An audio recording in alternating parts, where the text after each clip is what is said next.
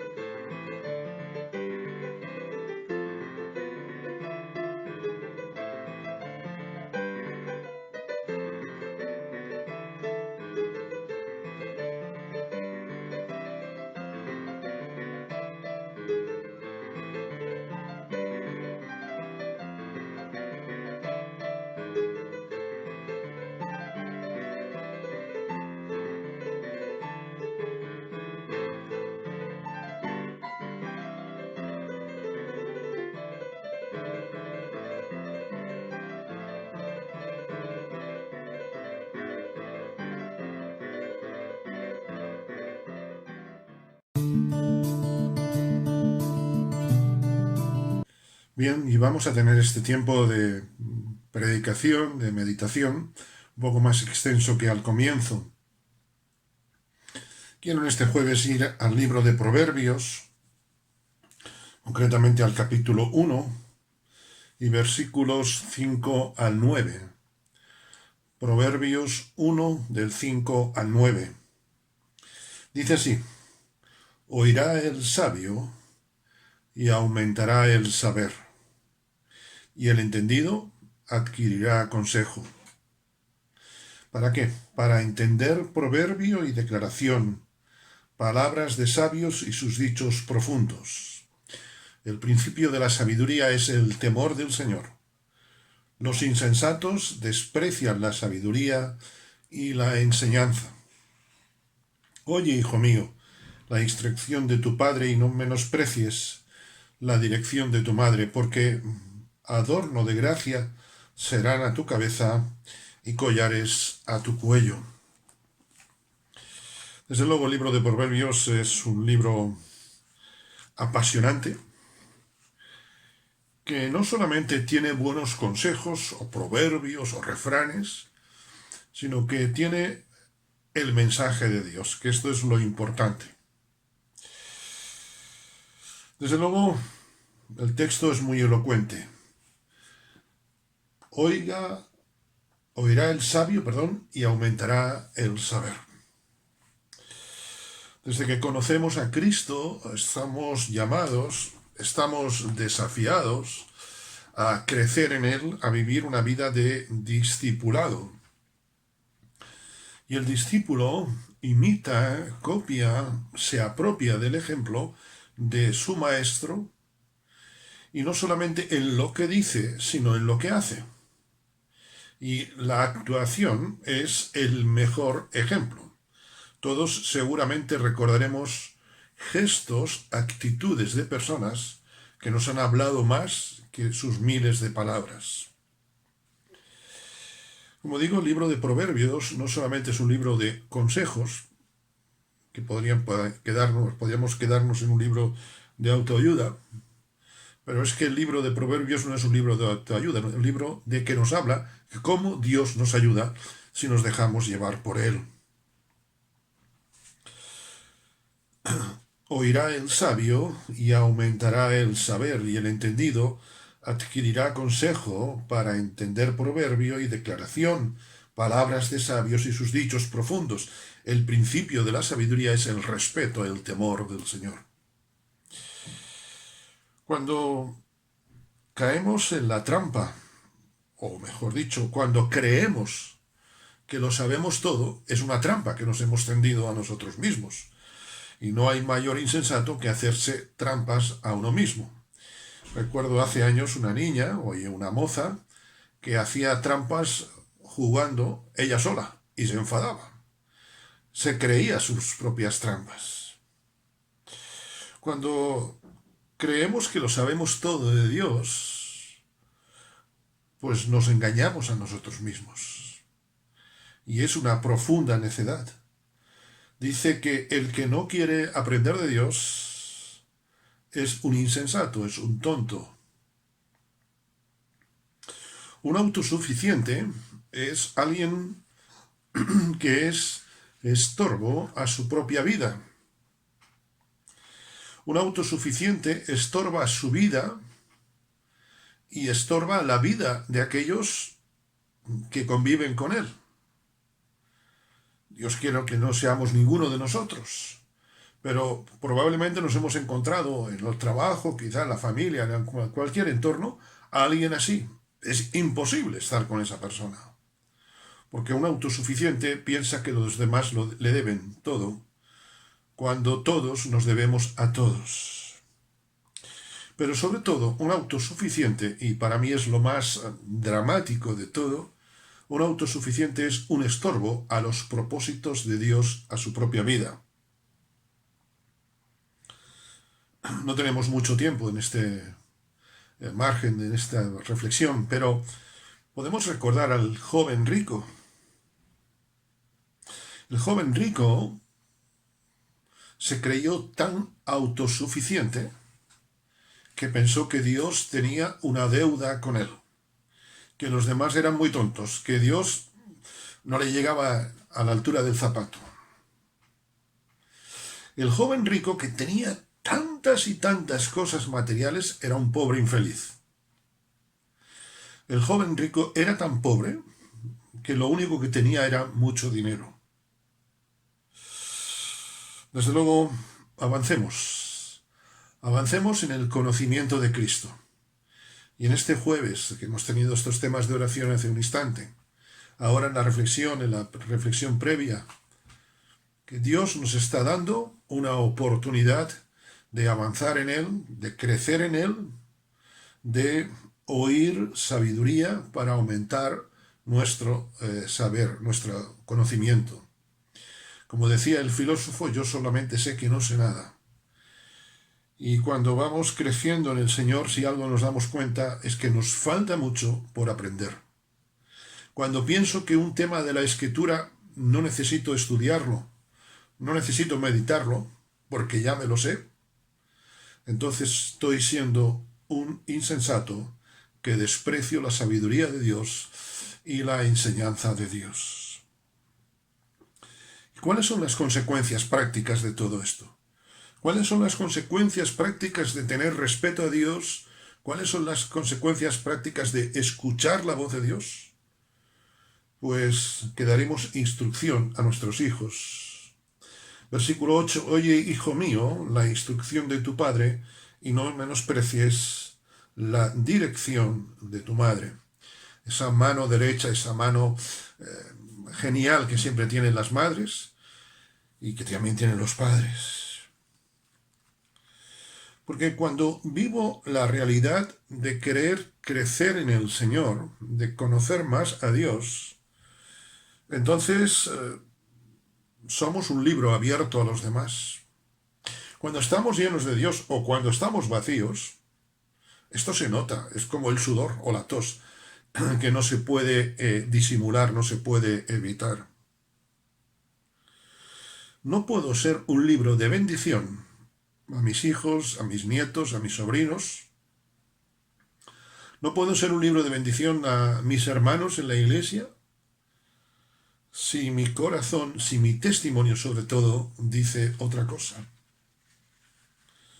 Dios no pide padres, no pide abuelos, no pide tíos, no pide maestros perfectos, sino que pide hijos ansiosos de reflejarle a Él en su entorno familiar, en su entorno laboral, en su entorno de la sociedad en la cual se mueven, en el entorno de la iglesia. Dios está esperando que tú y yo tengamos ansias, deseos, desesperación de reflejarle a Él, porque no podemos instruir si no somos instruidos por Dios. El apóstol Pablo, a una iglesia que tenía grandes problemas, como bien sabemos la iglesia de Corinto, en el capítulo 11, versículo 1 de su primera epístola les dice: sed imitadores de Dios, así como yo soy de Cristo. Quizá cuando leemos a veces estas palabras nos puede parecer un chute de orgullo del apóstol Pablo, pero pienso con los años, y tristemente uno tiene que aprender esto a veces con los años, obviamente, pero lo que Pablo estaba diciendo es: ojalá os transmita lo que vivo de Cristo, porque en función de lo que vosotros veáis en mí, el Señor me premiará, estoy reflejando a Dios, y no hay nada mejor que alguien pueda decir: yo quiero ser como fulanito, como menganito, porque ese refleja a Cristo. Recuerdo un amigo de mi infancia, de mi juventud, que ha llegado a grandes cotas en su profesión. ¿Por qué? Porque quería imitar a un amigo común que teníamos. Quería imitarle en un arte y quiso ser como era su amigo. Y ha superado. Qué bendición es poder decir: mira, he guiado a otros, he llevado a otros a Cristo con mi ejemplo. Porque somos responsables de aquellos que Dios pone a nuestro cargo.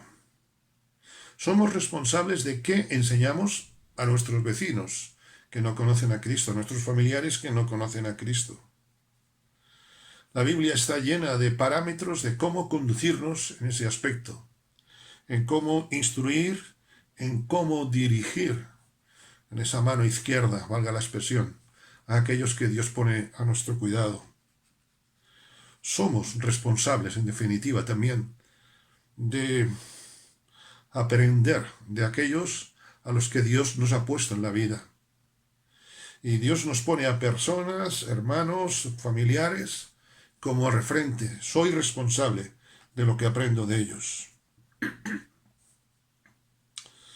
Cuando el cuidado que tenemos sobre otros lo hacemos bajo el temor de Dios y no lo hacemos bajo los parámetros que muestra la sociedad, que impone la sociedad, entonces estamos llevando a cabo el propósito de Dios para nosotros. Instruir es difícil. Dejarnos guiar es difícil. Instruir a otros es difícil. A veces te desesperas. Pero es lo que funciona. Te animo a que pidas a Dios fuerzas y sabiduría, a que en ese aprendizaje diario te dejes llevar por Él, para que Él te guíe, para ser ejemplo a aquellos que el Señor pone bajo tu cuidado, a tus descendientes, tus hijos, tus sobrinos, tus nietos, tus vecinos, a tus hermanos en la iglesia. Todos necesitamos de todos. Y eso nos lleva, y voy concluyendo, a un tercer aspecto, una herencia a recoger. Porque, hijo mío, eso que recibes, esa instrucción, esa dirección, es adorno de gracia a tu cabeza y collares a tu cuello. Conozco muchas personas, muchos hijos que lo que se preocupan de los padres, sobre todo a partir de ciertas edades, es cuánto dinero le van a dejar, qué pisos, qué propiedades, qué terrenos les van a dejar. Y es triste porque a veces esto incluso ocasiona conflictos seriamente familiares, familiares muy serios. Quizá no hayas tenido los mejores padres del mundo. Es más, te voy a decir algo. Nadie ha tenido unos padres perfectos. Ni siquiera Adán y Eva fueron padres perfectos y la presión social que tenían era nula. Seguramente no hemos tenido padres, a lo mejor, repito, perfectos. E incluso, tristemente, muchos han tenido padres que han sido un ejemplo malísimo. Pero incluso de esos malos ejemplos, de esa instrucción, valga la expresión errónea, podemos hacer una instrucción correcta para no imitar sus ejemplos. Es triste como el patrón de conducta de muchos padres, anomalías, vamos a decir así, con circunstancias adversas, ejemplos que no son ejemplos a seguir, valga la expresión, como a veces se repite. Yo soy responsable de la herencia que recibo. El adorno de gracia sobre mi cabeza es demostrar que haya pasado lo que ha pasado, yo honro a mis padres. La mejor herencia que puedo recibir de ellos es un buen ejemplo. La mejor herencia que puedo recibir de ellos es saber qué transmito, qué recibo, qué instrucción. No es cuestión de euros, no es cuestión de metros cuadrados, es cuestión de corazón, de honradez, de honestidad, de acercarnos a Dios. El collar que nos dice este versículo 9, este collar a nuestro cuello, esa cadena que se luce, es lo que hemos aprendido. Y ese es un collar que dejaremos a nuestros descendientes. Tengo una biblioteca más o menos grande y muchas veces pienso, esta la tendrán, la recibirán mis descendientes, mis sobrinos. Pero desde luego cuando leo este texto me doy cuenta, déjate de libros, Jonathan, sé tú un ejemplo. Y creo que es una herencia a agradecer. Te animo a que hoy des gracias a Dios por los padres que te dio, por lo que has recibido de ellos como ejemplo, sea a imitar o sea a no imitar. Yo doy gracias hoy a Dios, y lo hago públicamente, por Luis y por María de la Peña. Luis ya, mi padre, hace muchos años, 36 años, en la presencia del Señor. 35 años.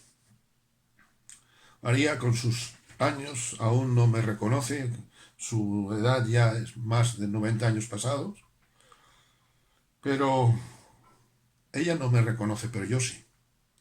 Y yo quiero honrar a mi madre. Te animo a que honremos a nuestros padres con una llamada, con un gesto, con una oración.